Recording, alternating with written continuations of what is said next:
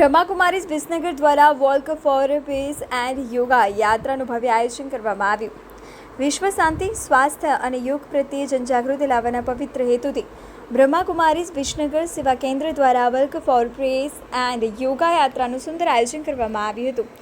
આ યાત્રામાં મોટી સંખ્યામાં બીકે ભાઈઓ બહેનો યુવાનોએ ઉત્સાહપૂર્વક ભાગ લઈ શાંતિ અને યોગનો સંદેશ જન સુધી પહોંચાડ્યો હતો.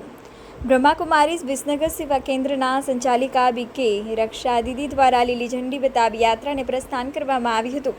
યાત્રા દરમિયાન શાંતિ, સ્વસ્થ જીવનશૈલી અને યોગના મહત્વ અંગે સંદેશો આપવામાં આવ્યો હતો. ઉપસ્થિત સૌને યોગ, ધ્યાન અને આધ્યાત્મિકતા મૂલ્યોને જીવનમાં અપનાવી તણાવમુક્ત, આનંદમય અને સુખમય જીવન જીવવાની પ્રેરણા આપવામાં આવી હતી.